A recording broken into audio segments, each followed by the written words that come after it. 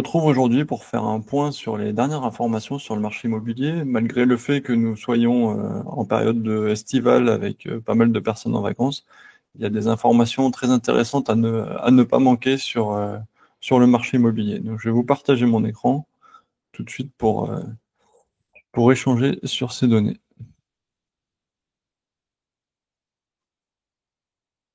Hop. Alors, ce jour, je publie comme chaque mois sur Immobilier d'Angers les chiffres et les informations à retenir. Donc, on va pas aller dans le détail, on va rester vraiment sur les informations les plus importantes et de manière assez sommaire. Après, on aura l'opportunité, s'il le faut, de creuser différents sujets sur d'autres articles plus tard. Donc, tout d'abord, on va commencer par faire un point sur les taux de crédit immobilier en juillet 2025. Depuis la dernière vidéo et la dernière analyse qui a été faite sur les taux, l'Observatoire Crédit Logement CSA a publié les dernières données qu'ils ont compilées sur l'ensemble du deuxième trimestre 2025. Donc, on peut voir sur la courbe que la baisse des taux se poursuit sur le trimestre. En moyenne, on est à 3,08%. Donc, c'est un peu moins qu'au premier trimestre 2025. On peut voir par contre que la pente de la courbe, elle est fortement diminuée. Donc, la baisse des taux, elle est toujours présente au deuxième trimestre, mais un peu moins forte. Et comme on l'a vu dans l'analyse des taux que je vous ai remis en lien dans l'article, il faut s'attendre à plus probablement à une stagnation, voire une augmentation des taux sur la fin de l'année 2025. Et j'en explique les raisons dans l'article précédent. Donc, comme on peut le voir sur ce tableau détaillé ci-dessous, on a pu avoir des taux qui sont restés relativement stables depuis 4 mois. On était à 3,09% en mars, 3,07% en avril, 3,10 en mai et à nouveau 3,07% en juin. Donc on peut voir que depuis décembre 2024, les taux ont baissé, mais ça a surtout été sur janvier-février. Et depuis, on a des taux qui se sont stabilisés. C'est déjà une bonne chose. Ils ne sont pas stabilisés à 4%, ils sont stabilisés un peu au-dessus de 3%. Donc ça permet quand même de relancer un petit peu le marché immobilier, mais c'est pas suffisant pour relancer réellement une vraie dynamique et faire revenir des milliers d'acheteurs sur le marché. Enfin, une bonne nouvelle quand même au niveau des financements, c'est que toujours d'après l'Observatoire Crédit Logement CSA, l'apport personnel moyen est en baisse de 5,3% en 2025. C'est assez rare pour être signalé. Il faut remonter à 2015 pour trouver une baisse plus forte. On avait en 2018 aussi une baisse de 5%. On peut surtout constater que depuis 2020, avec l'apparition du HCSF, le Haut Comité de la stabilité financière, on avait surtout eu un renforcement des exigences au niveau de l'apport, au niveau des banques. On peut voir plus 11,9% en 2020, plus 13,2% en 2021, plus 11,4% en 2022, une stabilité en 2023, une petite hausse en 2024, et là, pour la première fois, un fort changement de tendance en 2025 sur tout le premier semestre. C'est une forte baisse de moins 5%. Donc, qu'est-ce que ça signifie? Ça signifie que les banques, elles vont être un petit peu moins regardantes sur le niveau d'apport. Ça peut permettre notamment à ceux qui achètent pour la première fois, les primo-accédants, de débloquer un projet. Parce que c'est souvent le nœud du problème, c'est que malgré des revenus stables et qui pourraient permettre d'avoir une mensualité de crédit, de supporter une mensualité de crédit immobilier, si vous n'avez pas ce minimum d'apport personnel qui permet de payer notamment les frais de notaire et les frais d'agence, vous pouvez être bloqué dans votre projet immobilier. La raison principale, c'est que les banques veulent s'assurer que vous ayez un minimum d'engagement au niveau de votre projet et elles se couvrent si vous avez les frais d'acquisition, c'est-à-dire qu'elles vont vous prêter au maximum la valeur du logement que vous achetez, pour lequel il peut y avoir une hypothèque ou d'autres garanties, et elles n'iront pas plus loin. Donc, c'est pour ça qu'on parle souvent des frais d'acquisition en minimum d'apport personnel. Si vous voulez approfondir le sujet, je vous conseille notre article sur combien il faut d'apport personnel pour acheter, où je vais détailler un peu plus quel est le niveau minimum, mais aussi quelle est la meilleure solution si vous avez plus d'apport à mettre. Est-ce qu'il faut mettre le maximum d'apport? Est-ce qu'il faut trouver un juste milieu? On peut voir notamment que ça va jouer sur le taux que vous allez obtenir. Si vous avez être limite de ce que la banque demande, vous aurez un taux normal, on va dire. Par contre, si vous êtes capable d'apporter plus, Et du coup, en gros, de sécuriser la banque sur votre capacité à rembourser plus tard et d'être moins engagé par rapport à la valeur de votre logement, il y a des chances que la banque baisse votre taux si vous pouvez financer vous-même une partie plus importante du projet. Autre bonne nouvelle, on va reparler encore une fois de l'assurance emprunteur. Le- un chiffre qui a été publié dans Le Monde, qui est basé sur les chiffres du cabinet Actelior, c'est que le coût moyen de l'assurance emprunteur, il est en baisse de 40% en 2025 par rapport à 2010. Donc c'est assez exceptionnel pour le souligner. Toutes les assurances, on a vu notamment au début d'année les nouvelles hausses d'assurance habitation qui représentent aux alentours de 8%. Les assurances santé, les assurances auto, toutes les assurances, elles augmentent fortement tous les ans et elles augmentent surtout plus fort que l'inflation. Donc leur prix réel est souvent bien plus élevé. Et pourquoi cela a été possible au niveau de l'assurance emprunteur d'avoir des tarifs beaucoup plus bas? C'est toutes les lois qui ont été mises en place progressivement, la loi Lagarde en 2011, la loi Hamon quelques années plus tard, la loi Lemoine en 2022. Toutes ces lois ont permis aux emprunteurs de pouvoir plus facilement soit comparer les assureurs et pouvoir choisir leur assureur dès la signature du crédit, et surtout aussi, comme la loi Hamon et la loi Lemoine ont permis de changer de contrat d'assurance emprunteur à n'importe quel moment de votre contrat. C'est-à-dire que quand vous engagez sur 20 ou 25 ans et que les conditions changent 2 ou 3 ans après, avec des nouveaux contrats, avec de nouveaux assureurs qui viennent sur le marché, vous avez la possibilité maintenant, très facilement, de faire jouer ces lois pour changer de solution et trouver des offres beaucoup moins chères que celles que vous payez actuellement.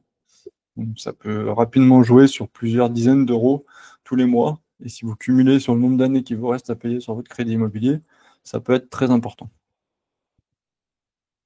Ensuite, comme chaque début de trimestre, nous avons l'INSEE qui va publier un nouvel indice de référence des loyers, ce qu'on appelle l'IRL pour simplifier. Donc cet indice, il est calculé en fonction des prix à la consommation, hors tabac et hors logement. Donc, comme l'inflation diminue, on a aussi l'indice de référence des loyers qui augmente beaucoup moins fortement. Là, on est pour ce deuxième trimestre 2025 à plus 1,04%.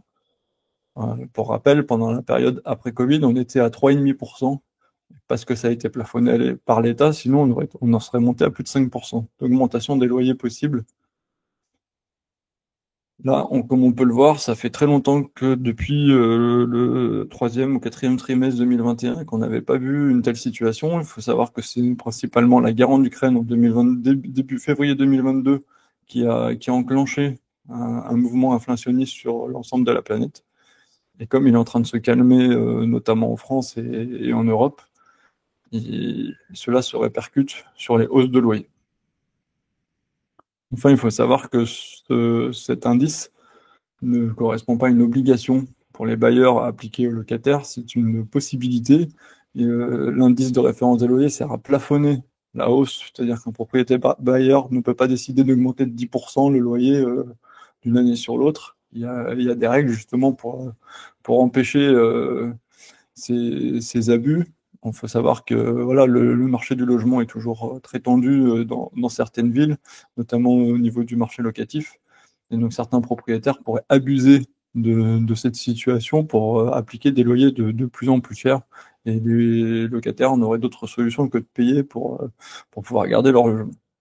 Donc cet indice de référence des loyers, il sert à plafonner les choses. Et il faut aussi savoir que si vous n'avez pas un bon contrat de location qui prévoit la règle pour la révision des loyers avec les références aux indices, vous ne pourrez pas appliquer cette hausse de loyer. Donc, quand vous signez un nouveau contrat, je vous conseille de bien choisir les documents sur lesquels vous appuyez et pas de prendre le premier venu avec un bail de location un peu trop simpliste qui protège pas assez le bailleur.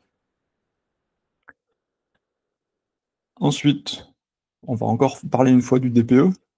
Le DPE, c'est un sujet qui est assez brûlant depuis 2 3 ans, avec notamment toutes les interdictions de louer les passoires thermiques, avec les banques qui se mettent à faire des taux différents en fonction de la valeur du DPE du logement que vous achetez et d'autres éléments comme ça. Donc là, on a quand même un tour de passe-passe, je vais appeler ça comme ça, qui a été fait. Comment effacer la grogne qu'il y a sur le DPE et sur l'interdiction de louer, sans modifier les interdictions de louer, sans modifier le DPE en lui-même. Eh ben, le gouvernement trouve une solution assez simple, c'est qu'il a tout simplement ajusté le coefficient de prise en charge de l'énergie primaire qui provient de l'électricité. On était à 2,3, si on va aller dans le côté technique, qui sera abaissé à 1,9%, à 1,9 l'an prochain. Et qu'est-ce que cela signifie? Ça veut dire que tous les logements qui avaient des chauffages électriques, notamment, ils étaient pénalisés par rapport à d'autres logements au gaz ou au fioul. Et cela se ressentait sur une note de DPE. On avait tout de suite, dès qu'on avait un logement chauffé à l'électricité, on avait vite une ou deux lettres de plus que d'autres logements chauffés avec d'autres moyens énergétiques. Donc là, ce qui se passe, c'est que à partir du 1er janvier 2026, ce coefficient de conversion va être abaissé, donc il va permettre de moins pénaliser les logements chauffés à l'électrique. Et du coup, ça va permettre de diminuer la note du DPE. Et pour beaucoup de biens, ça veut dire peut-être diminuer une ou deux notes sur la classe de DPE. Donc ça a une incidence majeure. Le gouvernement estime que ça va faire sortir 850 000 logements du statut de passoire thermique, c'est-à-dire les logements classés F et G. Et pour rappel, les logements classés G sont interdits à la location depuis 2025. Donc ça veut dire quoi? Ça veut dire qu'il y a des biens qui étaient classés G en 2025, qui étaient interdits de mettre en location. Donc c'est des logements qui soit étaient vides, soit étaient habités par leurs propriétaires eux-mêmes, soit qui étaient en phase de travaux pour ne plus être classés G. À partir du 1er janvier 2026, sur cette nouvelle version du DPE, les logements notamment qui sont chauffés à l'électricité pourraient voir leur note diminuer à F, voire E peut-être. Il faut voir les détails de l'application de cette mesure. Et donc sortir du problème de l'interdiction de louer. Donc ça va concerner tous les logements, mais en particulier ça va impacter fortement les propriétaires de logements en classe F ou G, parce que ceux qui sont en classe G vont peut-être repasser en classe F et pouvoir louer à nouveau leurs biens. Ça va faire revenir des biens sur le marché locatif. C'est une bonne nouvelle pour tous les locataires qui sont en recherche de logement, notamment pour la rentrée. Et c'est également une bonne nouvelle pour tous ceux qui avaient un logement en classe F et qui voulaient le louer, parce qu'à partir de 2028, pour rappel, ils vont être interdits aussi à la location.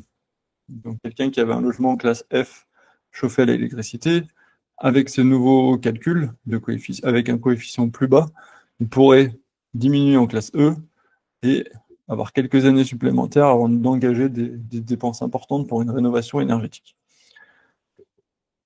Donc tout cela va permettre on va dire, d'apaiser les tensions au niveau du DPE et de l'interdiction de louer une passoire thermique.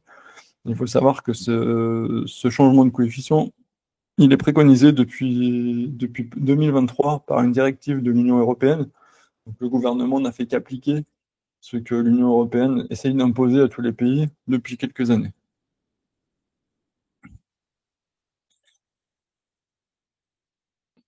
Enfin, j'ai aussi noté, je ne vais pas rentrer dans le détail parce que c'est assez technique et je pense que ça n'intéressera pas grand monde, mais la fiabilité des diagnostics est aussi souvent remise en cause.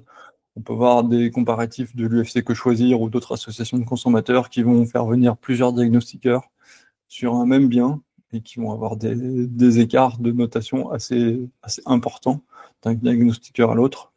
On a pu voir aussi de plus en plus d'articles dans la presse sur des pratiques un peu frauduleuses avec des diagnostiqueurs qui ont tendance à sous-évaluer la note du DPE pour favoriser leurs clients. Donc ça, c'est des pratiques qui vont être un peu plus contrôlées et un peu plus mesurées à l'avenir avec des choses qui seront mises en place là dans les semaines à venir et qui devraient prendre un peu plus d'ampleur d'ici la fin de l'année. Dit baisse de l'inflation, dit pas seulement baisse des taux de crédit immobilier et baisse de l'indice de référence des loyers, c'est aussi en contrepartie une baisse des taux des produits d'épargne. Donc on a surtout entendu parler de la baisse du taux du livret A, mais ça concerne aussi le livret de développement durable et solidaire qui a le même taux que celui du livret A. donc qui vont passer tous les deux à 1,7% à partir du 1er août 2025. Le taux du LEP, lui, passe à 2,7% contre 3,5% auparavant. Et il faut savoir que après, selon la modalité de calcul normale, il aurait dû être de 2,2% et que le gouvernement a décidé une fois de plus de donner un coup de pouce supplémentaire pour ce produit d'épargne et de le laisser à 2,7%. Et enfin, le taux du CEL, du compte épargne logement, qui est aussi basé sur le taux du livret A, lui, il diminue à 1,14% au 1er août, contre 1,50%. On pourra noter, pour ceux qui aussi s'intéressent au taux du PEL, on rappelle que le taux du PEL, lui, il est, contrairement aux autres taux qui sont variables en fonction du moment de l'année à laquelle vous percevez l'intérêt, le taux du PEL, il est fixé au moment où vous souscrivez votre PEL. C'est-à-dire que si vous souscrivez là, aujourd'hui, le 23 juillet 2025, il aura un taux de 1,75%. Si vous l'avez souscrit en 2024, il avait un taux plus élevé. Si vous souscrivez au 1er janvier 2026, il aura probablement un taux plus bas. Et ce sera sur toute la durée du PEL, donc pendant une dizaine d'années, si vous conservez votre plan jusqu'à sa date limite. Enfin, nous allons aussi, ce mois-ci, un communiqué de presse du réseau d'agences immobilières Century 21 qui donne quelques éléments intéressants sur lesquels j'ai voulu revenir dans cet article. On a pu voir notamment que les ventes de résidences secondaires sont en chute libre. Donc globalement, les ventes de l'ensemble des logements en France, elles ont augmenté de 11,4% sur le premier semestre 2025 par rapport au premier semestre 2024 dans le réseau Century 21. Mais malgré cette tendance générale à la hausse, nous avons le marché de la résidence secondaire qui a baissé de 20%, ce qui est assez énorme d'une année sur l'autre. C'est pas que les gens ils ont plus envie d'avoir une résidence secondaire, c'est principalement parce que la régulation des meublés de tourisme de type Airbnb, elle a mis un gros coup d'arrêt au marché. Il y a aussi les augmentations de taxes foncières, les augmentations de taxes d'habitation sur la résidence secondaire. Tout ça fait que les coûts augmentent sur ces résidences secondaires. Les moyens de gagner de l'argent et compenser un peu ces coûts avec la location Airbnb devient de plus en plus contraignant et de moins en moins facile. Donc, on a une attractivité qui a fortement baissé sur l'achat de résidences de secondaire, pardon. Et du coup, ça se ressent fortement sur les chiffres des ventes, moins 20% d'une année sur l'autre. C'est quand même assez impactant, surtout dans un marché qui repart à la hausse, notamment grâce aux taux qui ont baissé et aux prix qui ont baissé également. Autre point que j'ai relevé dans l'étude de Century 21, c'est que la part des transactions qui est réalisée pour de l'investissement locatif, elle est encore en baisse. C'est le cas depuis au moins 3 ans. Là, on est passé à 24,3% des projets contre 25,2% sur le même semestre l'année dernière. Et il faut savoir que c'est un niveau qui est de plus en plus bas. Donc on va voir, normalement, il y a un nouveau statut de bailleur privé qui va arriver avec des nouveaux avantages pour l'investisseur immobilier. On va voir de quoi il en retourne exactement et si ça peut relancer un petit peu ce marché de l'investissement. Les modifications sur le DPE et sur les interdictions de louer peuvent aussi avoir un effet positif.